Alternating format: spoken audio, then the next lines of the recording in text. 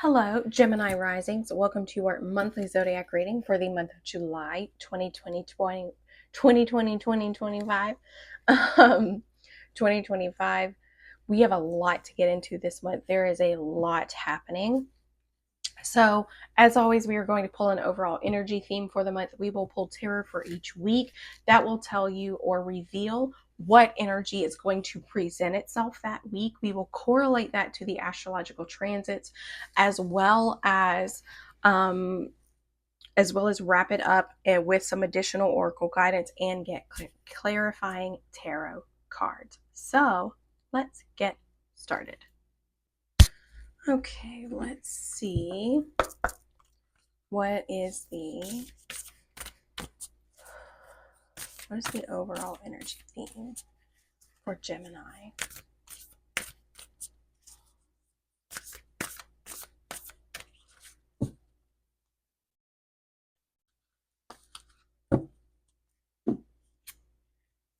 Don't let your past hold you back. This is South Node energy. So this is energy around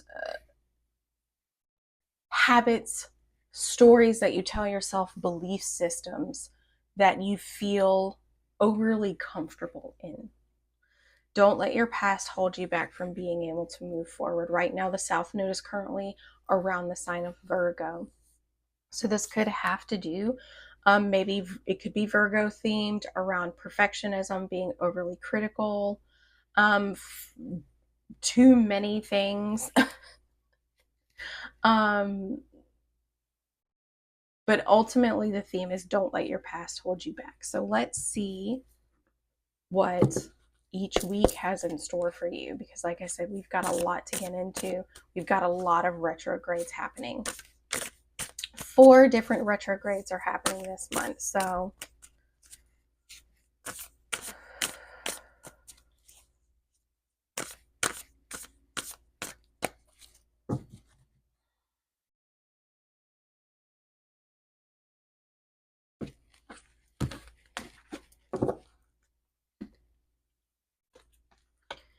the 9 of Swords here in the first week, the Hierophant in reverse here in the second week, the Tower here in the third week, and then the 2 of Cups. Very nice. Very, very nice. Okay, so the 9 of Swords represents like fears, worries, ruminating thoughts, insomnia, things that keep you up at night, like the worries and the thoughts and the words that keep repeating over and over and over in your mind, and that prevent you from really, one, getting good sleep, which is vital for being able to just operate in a very efficient manner. But it can just cause a lot of sleepless nights. The things that cause sleepless nights. Here, July 4th, we've got Venus, the planet of love, money, beauty, aesthetic, relationships, and value systems, is conjunct Uranus. Uranus is known as the Great Awakener, or even the Great Disruptor, depending on how you like to look at him. His energy is a lot about innovation, rebellion, revolution. It's free thinking. It's forward motion, right? But this can be a shock to the system, right? So Uranus, Venus sitting next to Uranus within the sign of Taurus, this is happening in your 12th house. So this could be triggering. The 12th house has a lot to do with the subconscious, has a lot to do with our mental health. Okay, so this could be triggering a lot around your mental health right before, it's going to happen right before Venus moves into the sign of Gemini. Venus moving into the sign of Gemini, this is your first house. It's almost like, it feels like kind of like the divine, your mind, your body is forcing you to relive things so that you can let go and love yourself. Because then Venus is moving into your first house, which is the house of the self. Venus is love and value. It's like Uranus is trying to shake up. I keep hearing like it's like a piggy bank with that last coin in it. You've got it upside down and you're trying to shake that last coin out so that you can have silence. Okay? That's what I think the Nine of Swords is really trying to do. We are also going to have Neptune go retrograde. Neptune is the planet of unconditional love, boundless dreams, boundless illusion, which can borderline into delusion, right? So this is going to go retrograde, and it's going to go retrograde within the sign of Aries. Aries sits in your 11th house. This could be revealing maybe where you've been a little delusional with your friendships, could be a little delusional with your hopes and dreams, but it's going to potentially have us reevaluating, or have you reevaluating things around that nature, okay? So here in the second week we have Uranus is moving into Gemini. Okay, again, Uranus is the great awakener, and it's moving into your first house. So the next 13 years, because I think this transit is occurring from 2025 to 2033, is really going to shake up who you are and the impression that you give people. And with the Hierophant in reverse, the Hierophant in reverse represents doing things in a very unorthodox way. Okay, so this is either going to go very good for you, or it's going to go very, very poorly. So be mindful with Uranus sitting in that first house. Okay, you could be wanting to shake yourself free of these cultural expectations, because the Hierophant direct is all about doing what is expected. It's doing it traditionally, it's doing it in the way that it's always been done.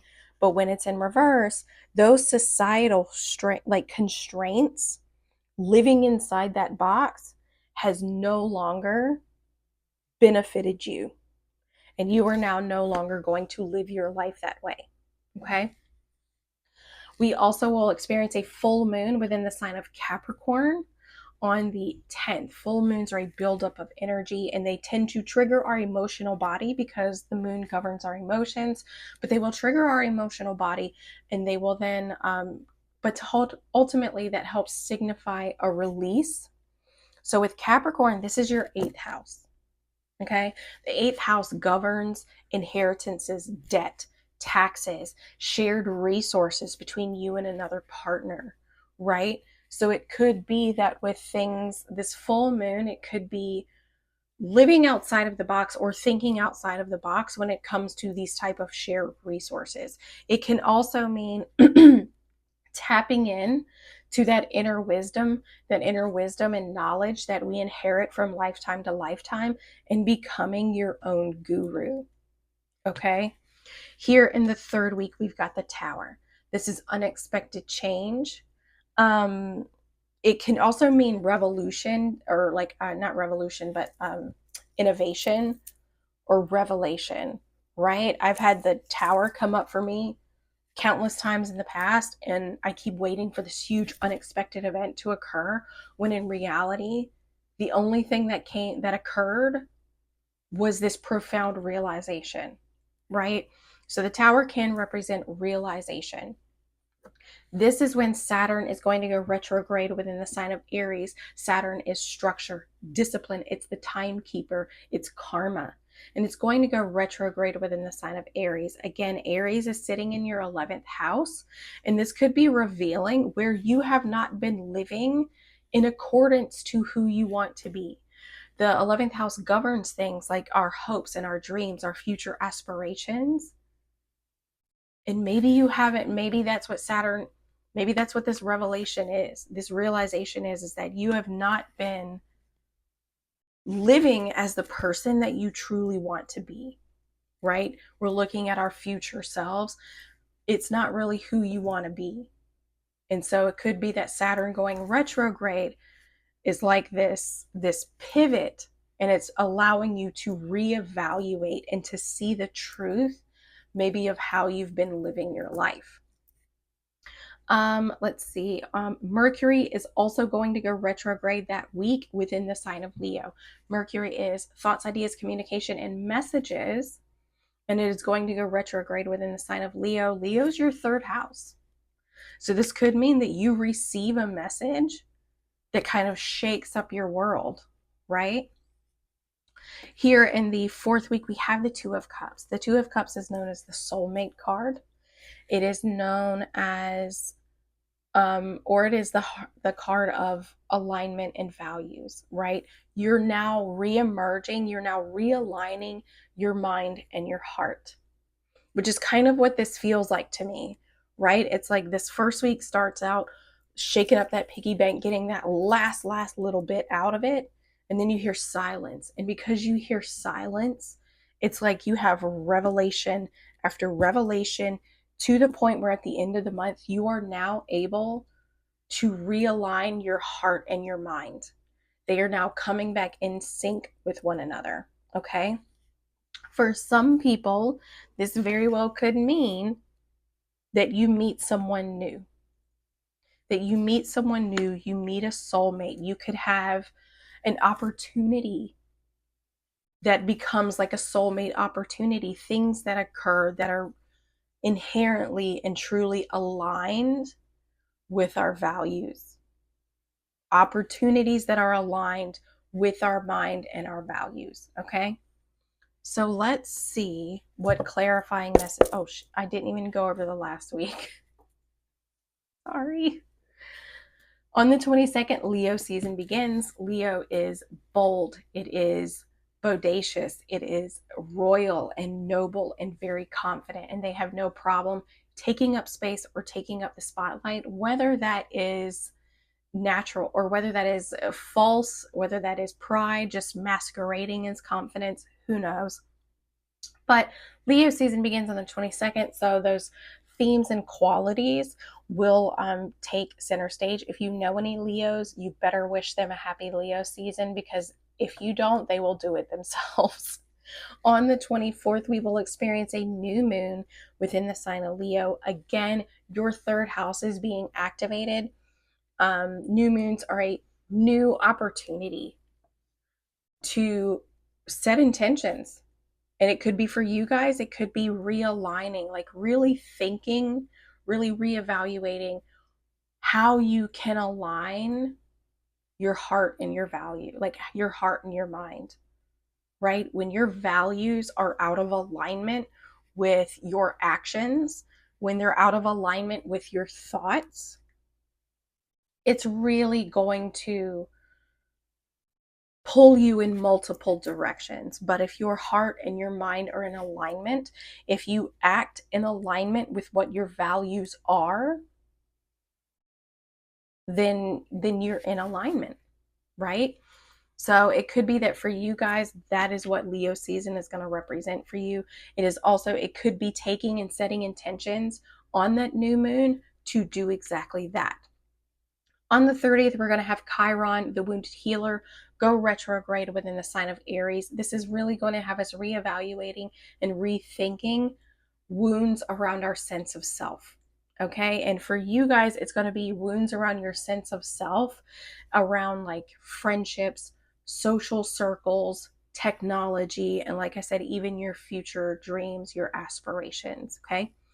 Venus is going to be moving into the sign of Cancer on the 31st. Venus is love, money, beauty, aesthetic, art, value, and it's moving into the sign of Cancer. Cancer for you guys sits in your second house.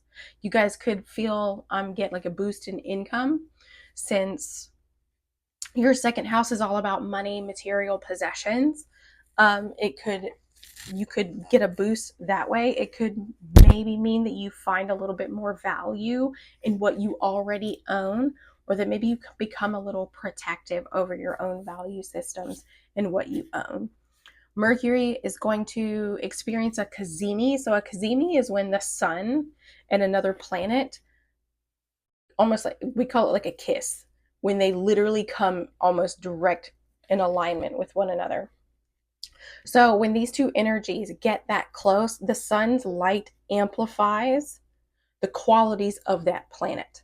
So Mercury, again, thoughts, ideas, communications, and messages, that's being amplified. However, Mercury is retrograde. So a lot of this will be felt internally, okay? You could find yourself talking to yourself a lot on the 31st. Let's see. I already knocked on the deck. I know I did. but we'll do it again for safe measure.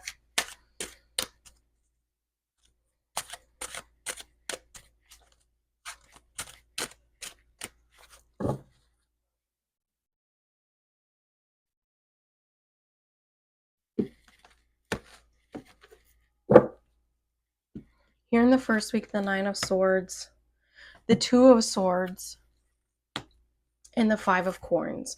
So what you're ruminating over is something that you're procrastinating on. The 2 of Swords is needing to make a decision. You know that there's a choice that needs to be made, and you are actively avoiding it. And because you are actively avoiding it, it is plaguing you. I mean, plaguing you. It is causing you a lot of unnecessary sleepless nights, a lot of unnecessary worry and anxiety. And then here you have the 5 of Coins, which also, it's almost like amplifying this feeling of hardship that you feel. If you feel like you're being left out in the cold, if you feel like there's this sense of hardship, this sense of helplessness that you cannot shake, it is because there is something that you know you need to do and you're avoiding doing it. Okay? So that is what this worry is. When all of this comes up in the first week, whatever is like, I know I really need to do that. I'm just going to, if you keep putting something off, that is going to increase your anxiety. Okay? So just know that. And then it's only going to increase this feeling of maybe like shame and helplessness and hardship that you're feeling. Here in the second week, the Hierophant in reverse, the 2 of Coins in reverse, and then the King of Coins in reverse. So this could be doing stuff unorthodox, like just switching things up, doing things in a completely new way, where you're going to need to reevaluate your priorities, especially when it comes to your finances. Because here we've got the King of Coins. When the King of Coins is in reverse, it's somebody who is very focused on focused on money, on wealth, on comfort, material possessions, someone who is probably very selfish, maybe even self-centered, someone who's experienced a lot of financial loss. So they're kind of coming from this lack mindset, which is driving this fear, it's driving this behavior, it's driving all kinds of things, right? So the 2 of Wands is like, you need to reevaluate your priorities. That is what you need to do differently. That is what you need to do to get yourself out of this King of Coins in reverse situation, right? If the Queen of Coins in reverse represents a working parent or can represent a work-life imbalance, the King of Coins can represent the same thing. You're working and working and working and working and working, and maybe you need to reevaluate that. If you're working and still feeling like you're encountering these hardships, maybe you need to reevaluate that. Maybe you need to focus, shift things outside the box, and maybe put focus somewhere else. You've got too many things going on you've got too many things on your plate, and you need to figure out like what is expected of you, like what's actually your responsibility versus what expectations there are. Like what expectations are you carrying around that aren't actually your responsibility? Here in the third week, the Tower, the King of Wands in reverse, and the 10 of Cups. So the King of Wands can represent someone who is not,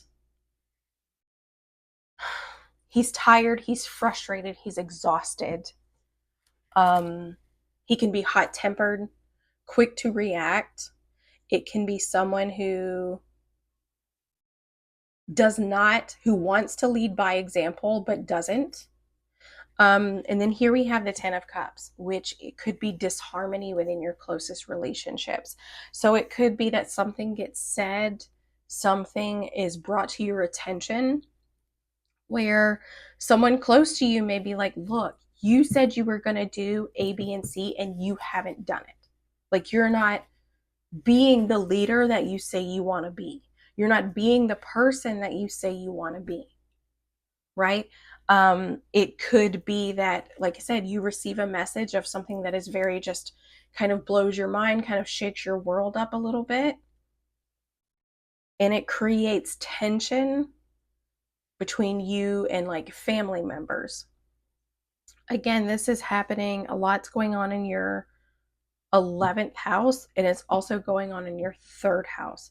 Maybe you blow up at somebody because this is your 3rd house, communication. Mercury goes retrograde, having some miscommunications, right? Miscommunication, the King of Wands, when he speaks, he's hot-tempered, he's fiery, he's impatient.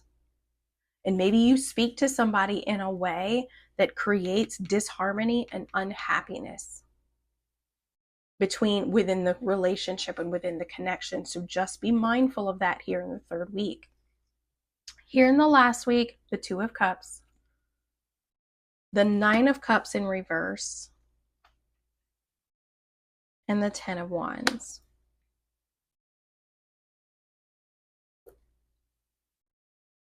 It's almost like the energy of the week for you is the 2 of Cups. Like I said, really realigning yourself with your own values.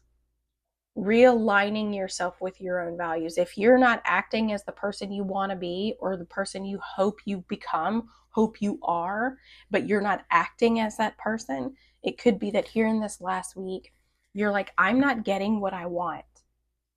I'm very dissatisfied with where I am and who I am and what's going on in my life. And I am choosing to put this burden down. I am no longer going to carry this weight. I am no longer going to carry any extra responsibility. I'm no longer going to carry any of it. And I am now going to align myself. I'm now going to align myself with my values. I'm now going to become my highest self. Don't let your past hold you back. Our past has a lot, especially with your 12th house being activated very heavily here in the first month or the first week. It can have a ripple effect. But you can change this and turn this around anytime. If you're aware that you're feeling impatient and overwhelmed here in the 3rd week and feeling like you might pop off at the mouth any second, maybe take a moment to regulate your nervous system. Maybe talk to someone that you trust, someone who you feel like is open to hearing what you want to say. Maybe think about what you want to say before you say it. There are ways to turn this energy around, right?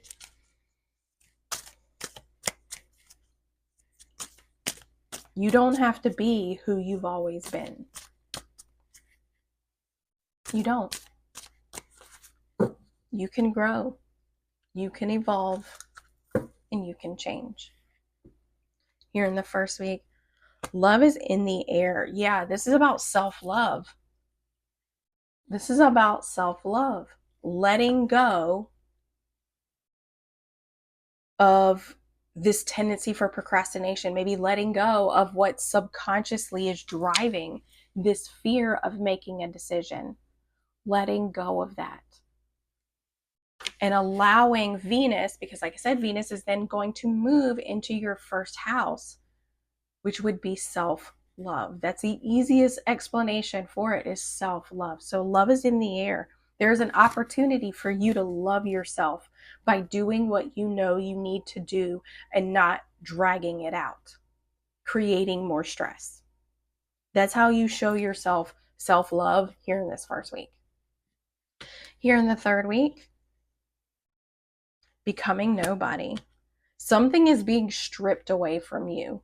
It's part of it's almost, it feels like this long held belief or this long held story that you're telling yourself. This long held belief and story that you're telling yourself. And sometimes we have to strip those things away. We have to strip ourselves bare in order to become the person that we are meant to be. If you are struggling with financial hardship and you have been struggling with financial hardship, it does not mean that you will continue to do so for the rest of your life. does not always have to be that way. You just have to reprioritize what it is that you're really wanting to do. Who do you want to be? What do you want your life to be like? And reevaluate those priorities. Here in the third week, emotional baggage. What are you carrying around? What's causing disharmony? I just heard resentment.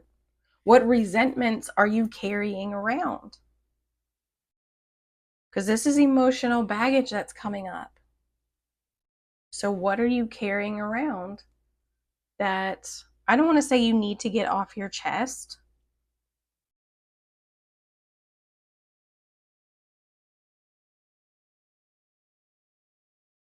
because I'm trying to get my thought.